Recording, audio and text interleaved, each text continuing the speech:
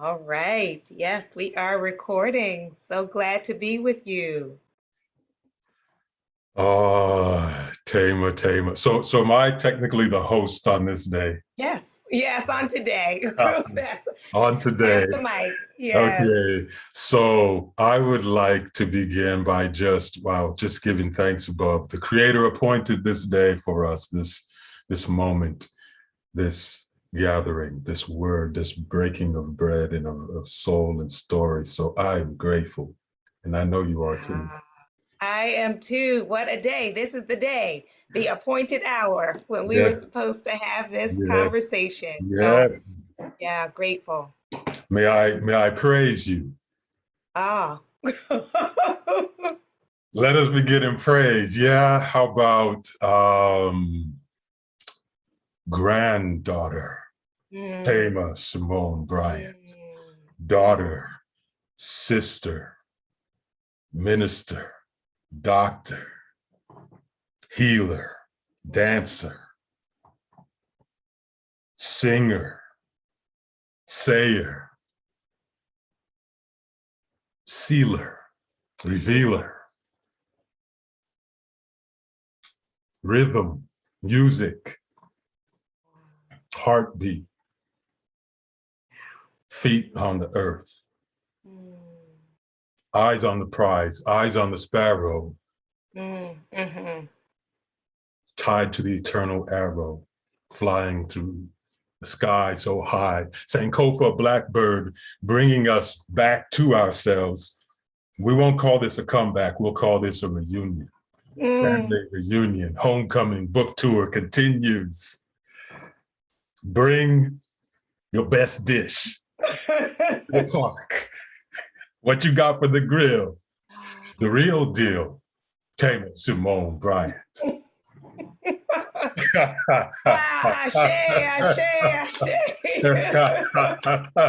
A slamming improv. Thank Yeah, you so much for all the names and all of the roles. And in there, you named Sankofa, which when I was at Duke University was the name I was given for my little sisters there on campus. And so, yeah, of course we're. yeah, of course. Yeah. Yeah, For thank those not in the know, now you're about to know, Sankofa in African lore and legend and spiritual, social, generational, ancestral truth. Sankofa is the black bird that represents for us as a people the importance of looking back and reclaiming and remembering ourselves so that we may go forward informed and rooted, you. right? That's it. Yeah. Yeah. Yeah. And that, Soaring forward, looking back. Yeah. yes. So Thema, I do, sincerely thank you. I'm honored to have the duty to be able to have this conversation with you, this sacred conversation about the birthing, not only of your book, Homecoming, um, but the birthing of this season of your life, this part of your journey, of your servitude. And I've been looking forward to this for months now, and here we are on August the 12th of 2022. And so how about we go ahead and dive into the water? May we do that? Yes, I would. I would love to go into the waters. Okay, so this book, Thema. She got the book. She got the book. Wow, Yes. this book has already been on such a journey in the world. Not only, of course, have I been blessed by each one of its words and even the tide pools within the words, right? Just going down and down into each one of them, and gathering my own self and gathering our collective self. You know, I've also been able to witness on your Instagram in particular, the journey of this book through so many other souls and lives and what it has already meant to them. What I care to ask you about, Thema, is, um, you know, this I want to take this to a personal place. What is it, um, that you feel brought you to this place where you were ready? Because this book, Homecoming, Overcome Fear and Trauma to Reclaim Your Whole Authentic Self, this book has been gathering itself in you your entire life. Would that be true? Yes, absolutely. And so, what do you feel brought you to this place where you were ready to birth it? Yes. So I'm appreciative of you noting that thread because often people say, well, how long did it take to write the book? And they're thinking like in your awareness, how long you were writing the book or when you got the contract. But it is an ever unfolding reality that to a certain extent I arrived with the words and continue to receive the words with all of the different life experiences that I've had. But in terms of this being the season to bring it forth, uh, it's no accident that it took place, the birthing in the pandemic, and this mandated stillness. And so to give large birth requires large stillness. And, I wear multiple hats. So I teach at a university and I see therapy clients and I work in ministry in South Los Angeles and I'm a parent. And so there are all these things that are, perpetually going. And then the world stood still. Yeah. And it wasn't just a peaceful standing still, uh, it was a trauma standstill. And my area of focus is really working with trauma survivors.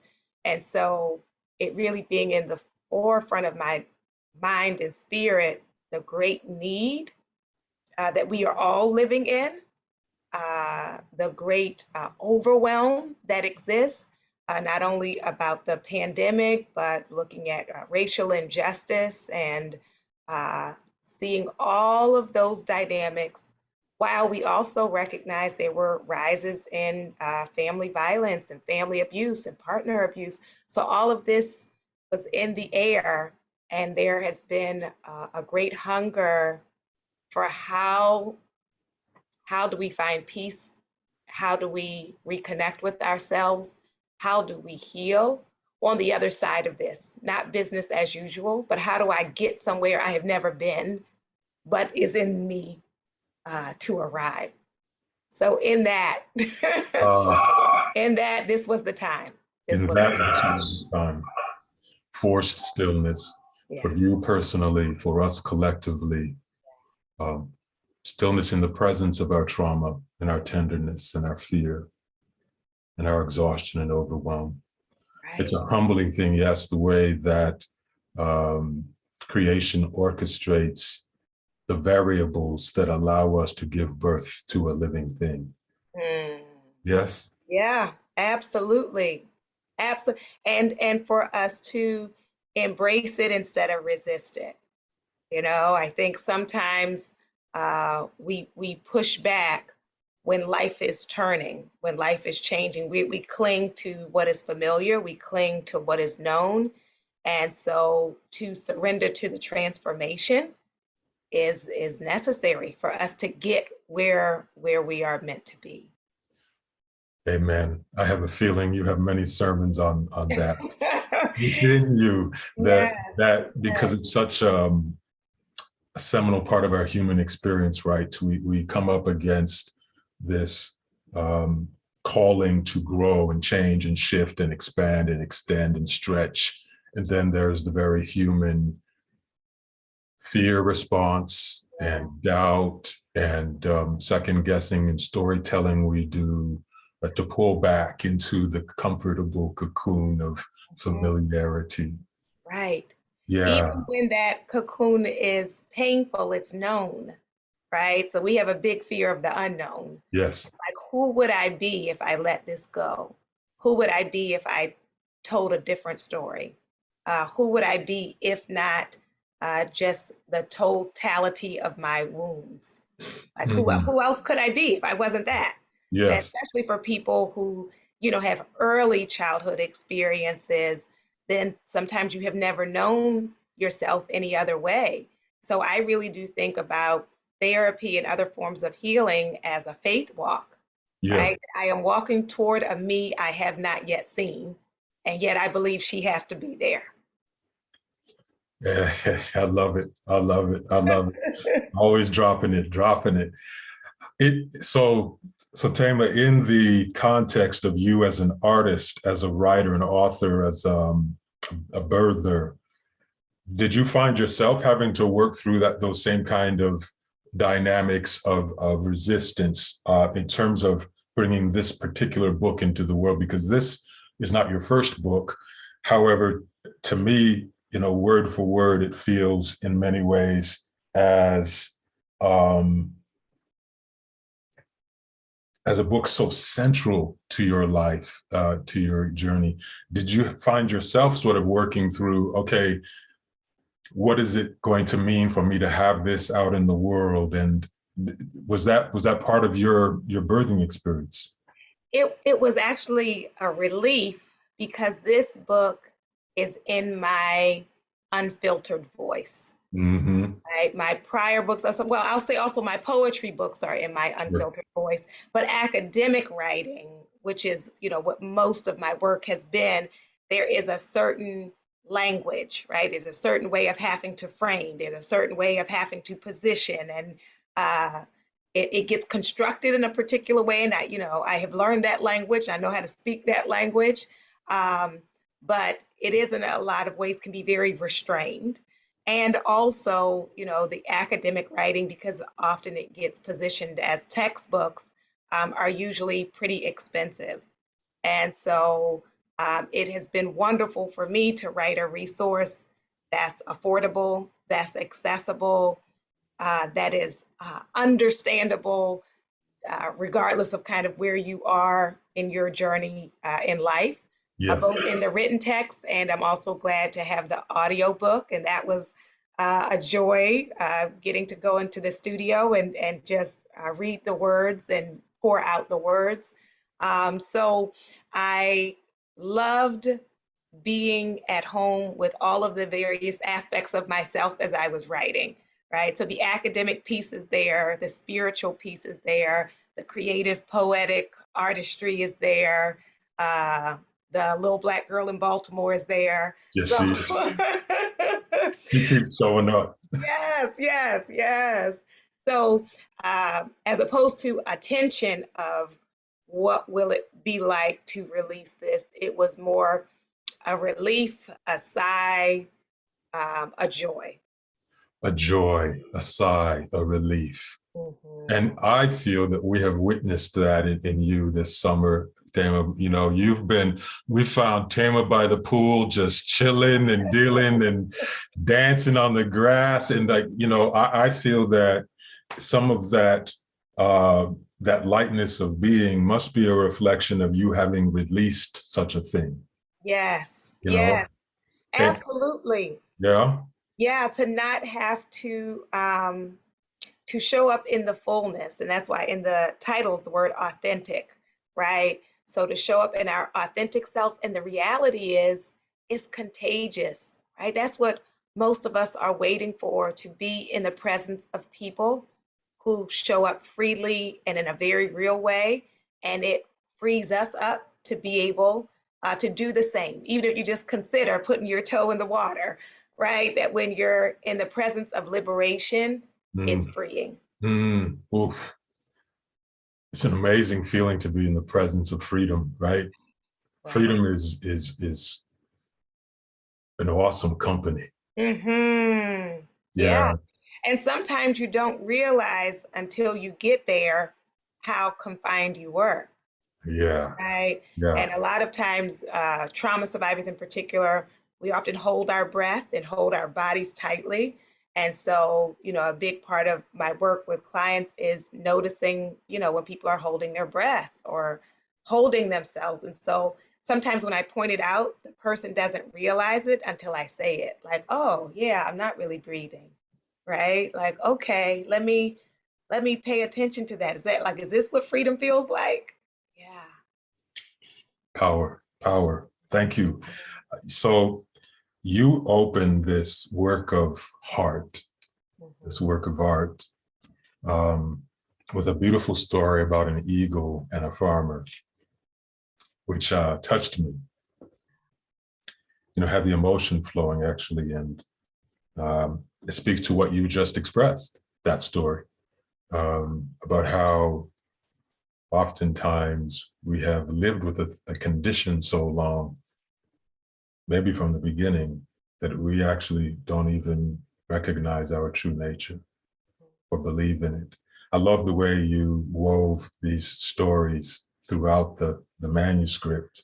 You had the personal stories of clients that you see in a clinical setting, and you had the heritage stories from our culture, and so that was clearly intentional. That was you bringing your wholeness to the party. I wanted to ask you about that, the way that you so seamlessly and sublimely brought culture into what has, and I know this is a big part of your mission in life, what has historically been a very monocultural space in terms of academics and clinical work.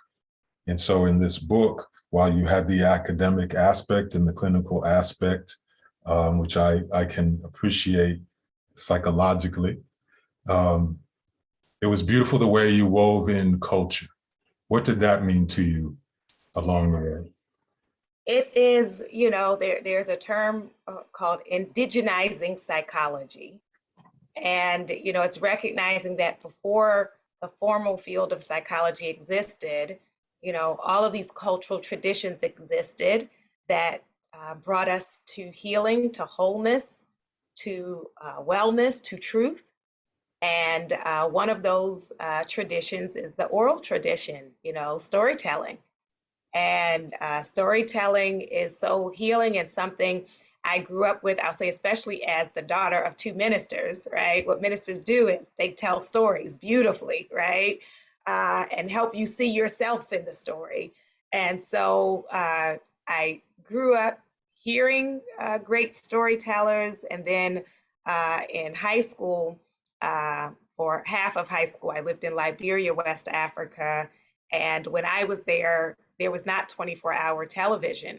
So there were like set hours of the day when there was television shows. And the other days, if you turn it on, there's nothing. So it's like, what do you do with all those hours? Sit around and gather and tell stories.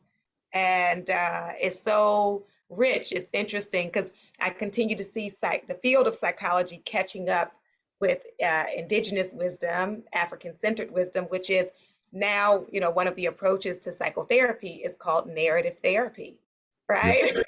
So it's like helping you to reauthor your story, because sometimes we have a story, but it's what other people have told us about ourselves, or we have a story and we're just in the margins of that story with no power and no voice.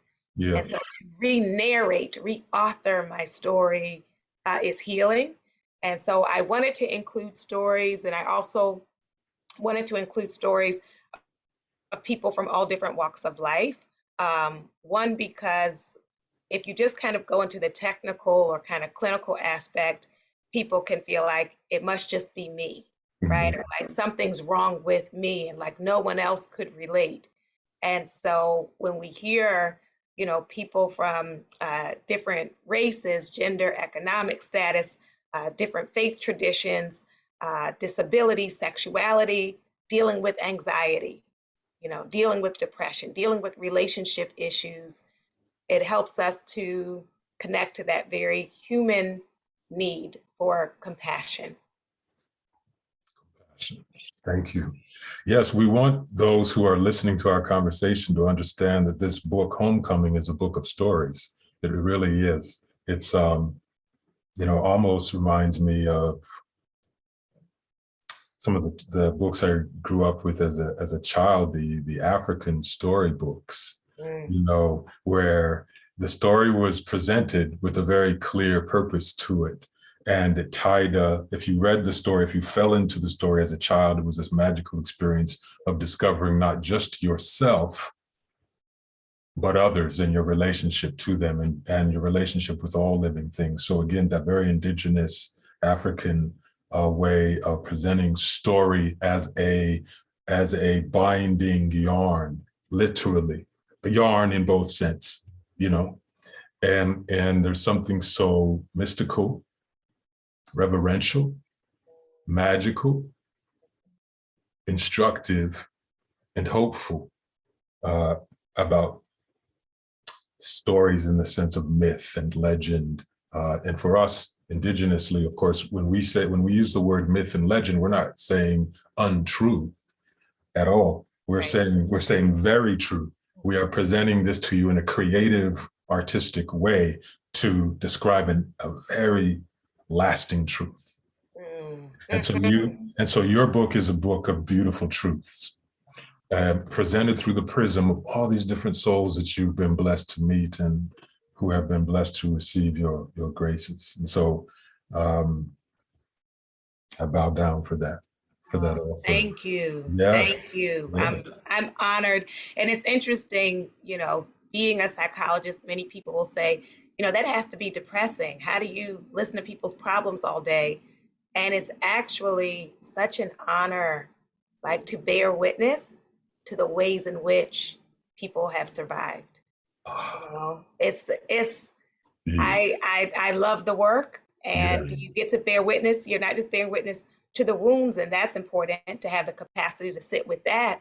But people are so much more than that, and so yeah, I'm blessed to be able to serve in that capacity. Yeah, I appreciate your reframing. You're bearing witness to endurance and resilience and hope and people continuing on and Yeah. waking up again another day and breathing. Right. Yeah, you're witnessing glory. Yes, And absolutely. yeah, It's amazing and celebration worthy. Often when we see people, you just uh, we underestimate people's story. We estimate what people have had to carry, and often people have learned to carry it well, right? To hold it in ways where you would be surprised, right? And so it's remarkable. remarkable. I like that word as you used it. Yeah, thank you. Thank you. May we Mhm. receive the grace of you reading for us. Oh, certainly. So let us go to page 215. And this is a part of your book among many parts that I found myself, standing up in the pew and, call and response. I was feeling it. I was feeling it. Yes. This is the section of the book titled Resisting Oppression. And I feel that throughout this book, from beginning to end, you actually did a wonderful thing in placing the individual consideration in the larger context, the macro context of the collective reality. And so really your whole book is a book of resisting oppression. This is how I experience it. Mm. And of course, as someone whose own, calling in life has healing and overcoming oppression, healing from and overcoming oppression right at the heart. I was very moved by this. So on page 215, if you could please start about midway down the paragraph, when you are at home within yourself, Mhm. and then actually take us all the way to the next page, midway down the paragraph that ends with nothing less. Do you see that? Yeah, that's it. I do. That's good. So you about to read. Okay. All right. Yes, I'm about to read. All right. When you are at home within yourself, you can both love yourself and actively engage in creating a society that has to see, acknowledge, and respond to you with justice. It is a revolutionary, radical act of resistance to embrace yourself in a society that screams that you are unacceptable as you are.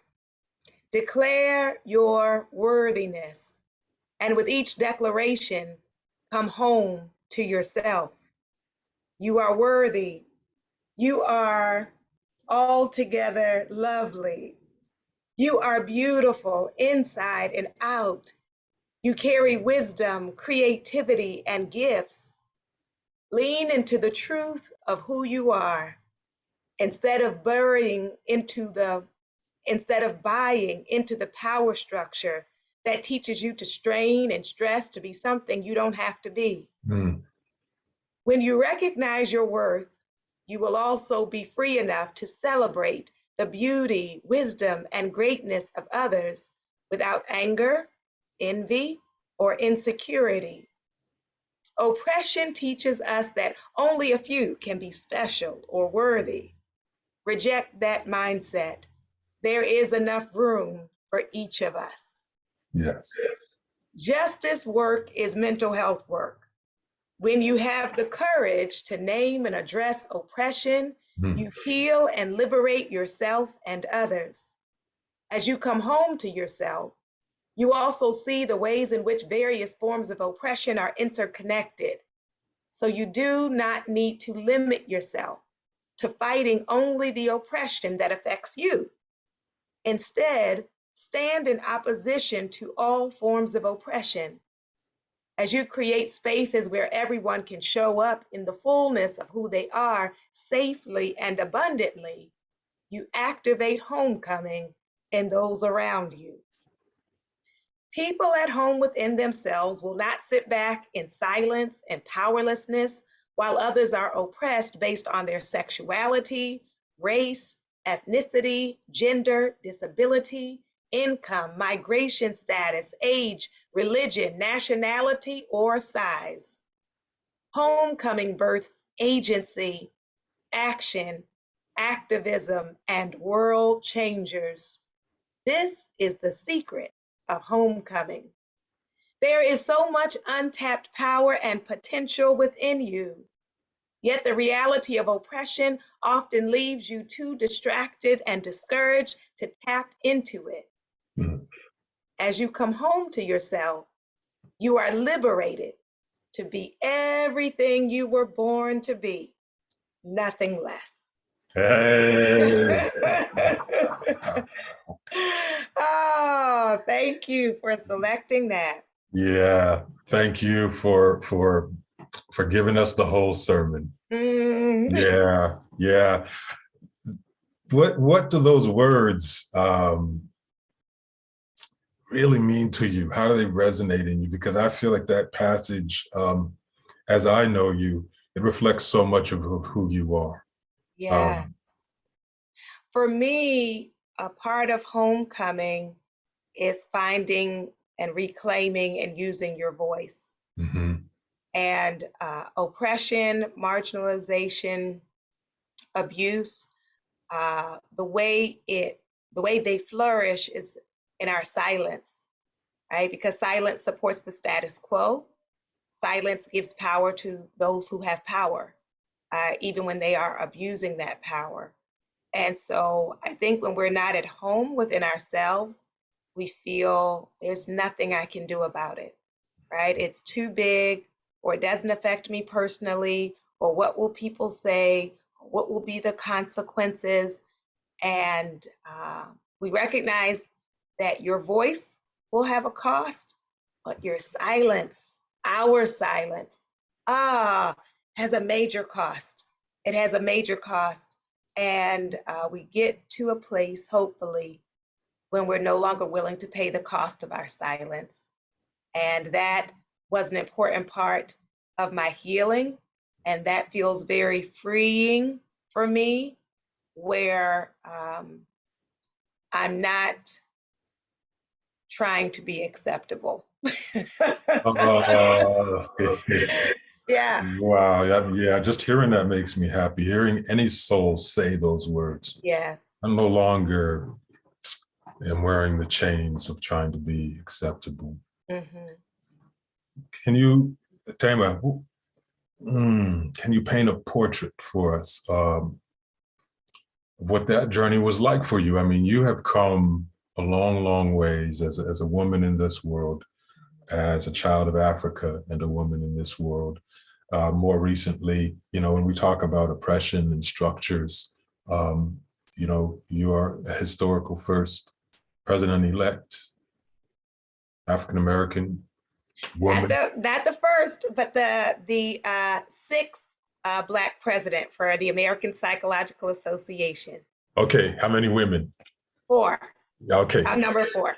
Yeah. Well, I'm saying that whatever you are, whatever you step into, you are the first of your kind Right. in that. I'm Yes. saying like they're not ready for you. Yes.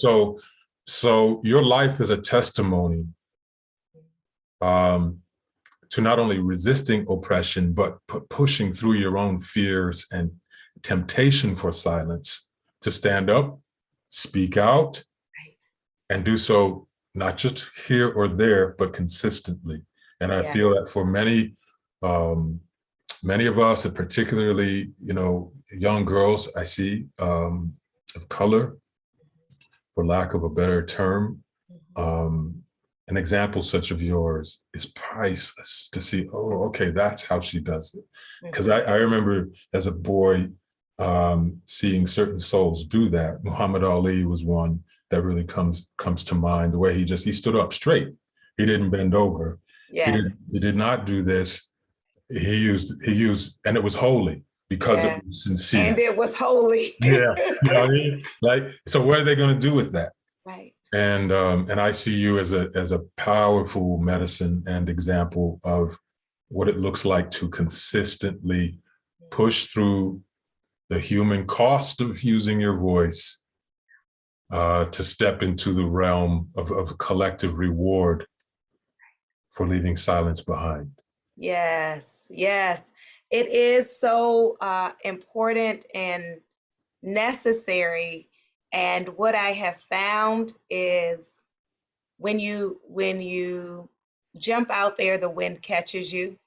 And when you jump out there, uh, people have been waiting for you to leap, Yeah. right? To give them, as you were describing, permission to leap. And so, one of the funny stories I like to tell, and I told when I was campaigning for the position, is we have an annual convention and it's phenomenal, and people are presenting, their research, and we, have our PowerPoints, and many people have your pantsuit, and you have your whole thing. And years ago, at one of my first presentations at the convention, I started my presentation in song, and not just in song, but with a spiritual. And I felt the shifting in the space, and people joined in singing. And it was this really beautiful, liberating moment.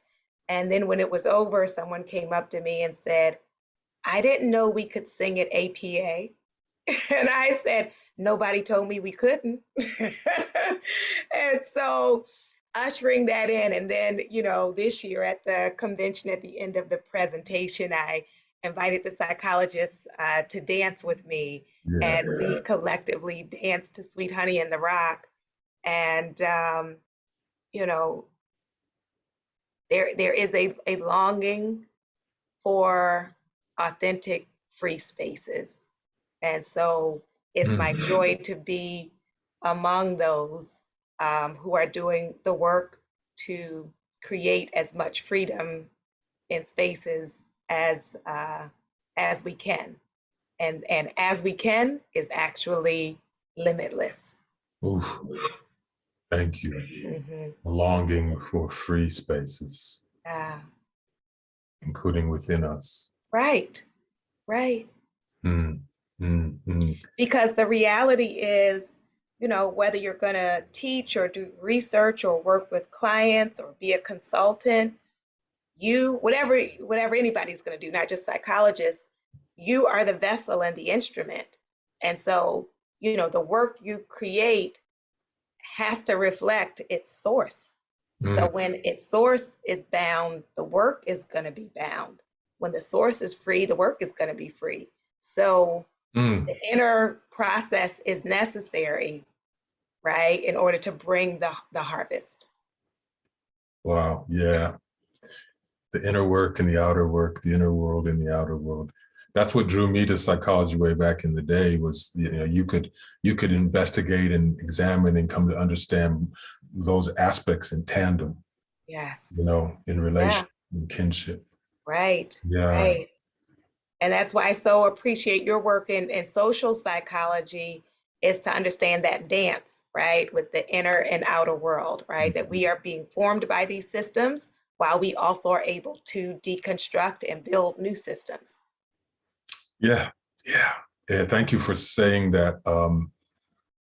About the importance of vision. You know, like this freedom journey of ours requires us to envision what has been long ago and what can be around the bend Yeah. without being able to see it and say it. It's hard to believe in it, right? Right.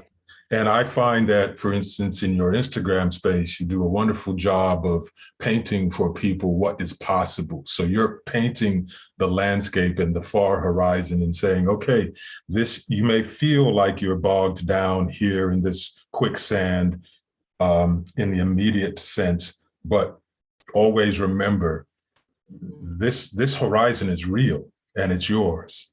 Yes, absolutely. Yeah. And that, painting the picture is so necessary because, many of us have only seen some very harmful images or harmful models about what is possible, right? About how to live.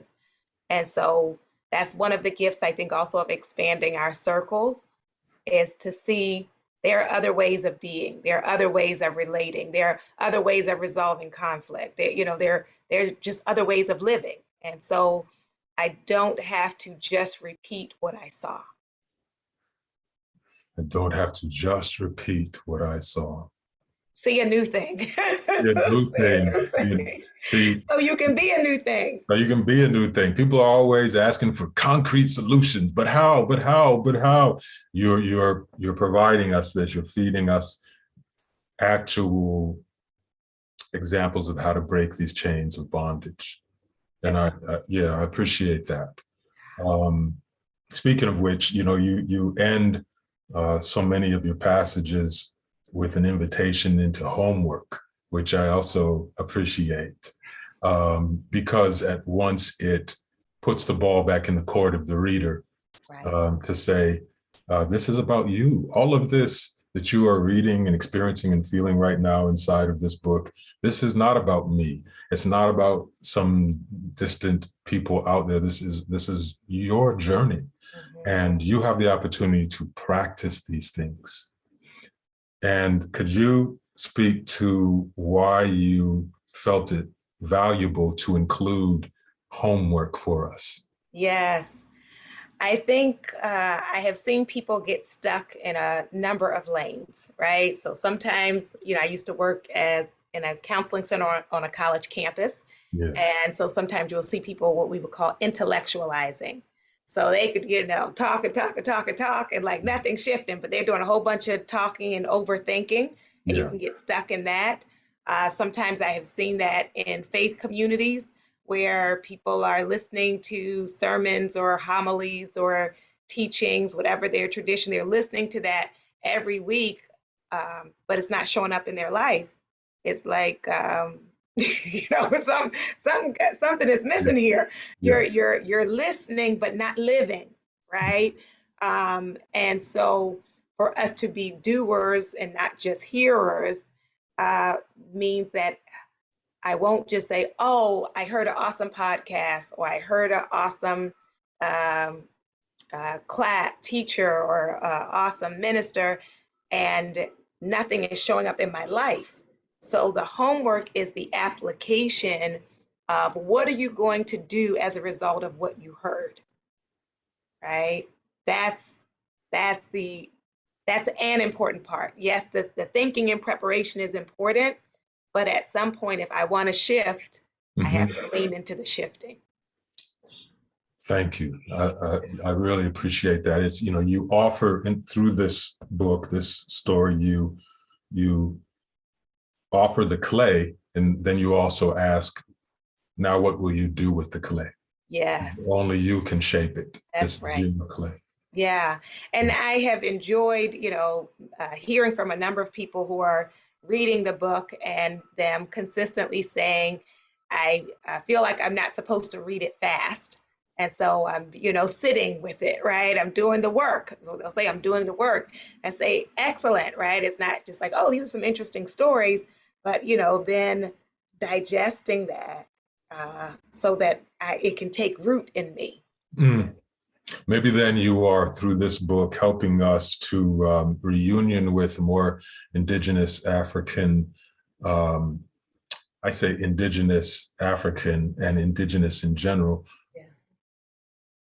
ways of imagining what a book is. Because in this, let's call it mainstream culture that we find ourselves in many nations, a book is thought of as something that you race through, you move through it. Like the objective is to finish the book. Finished. Right, I finished. I Right? read Right? it. Like, yeah, it's a task. Whereas indigenously, anything that is offered to us is meant for us to live with. We're Mhm. supposed to plant it in the soil and then live with it and like nurture it and behold its generations within us and in our lives. And I feel like your approach for this book helps us to reclaim that indigenous way of conceiving of what a book really is. It's a living Mm. thing. It's like you have a house plant, and your idea is not to water the house plant for 1 week and say I've finished.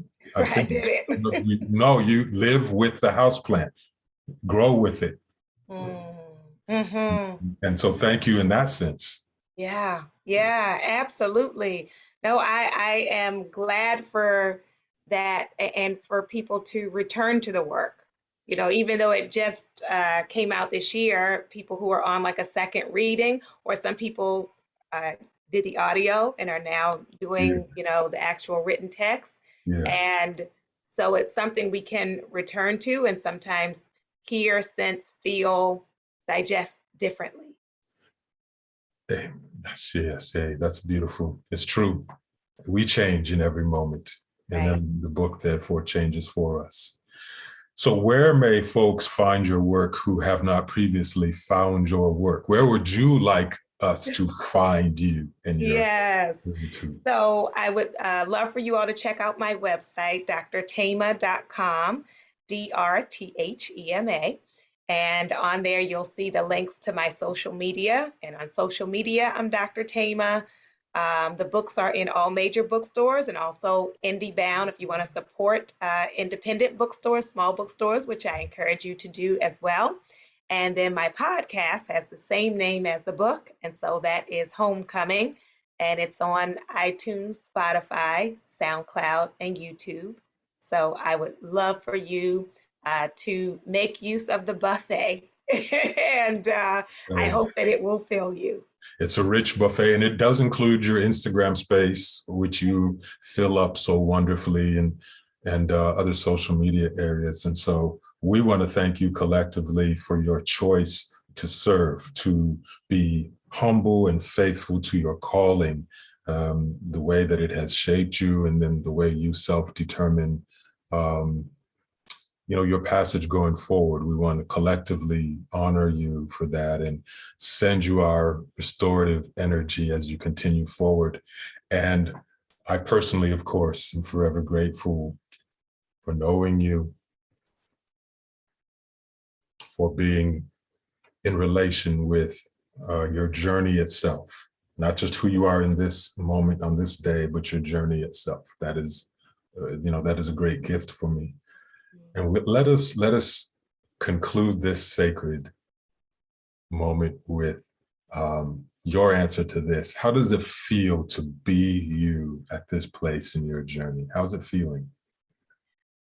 I feel immense gratitude and amazement and whispering to my younger self, it gets better.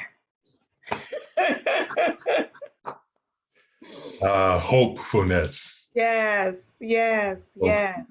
Thank you, Thema. Thank you. Oh, thank you for having me. I so appreciate it and appreciate, even as I've been writing about homecoming, I just have to give a shout out to your work on homefulness, which is such, such alignment. So thank you. It surely is. Thank you. And thank you in return. It's a synchronicity that is really a blessing for me. Thank you. Thank you. Take care of yourself. Thank you.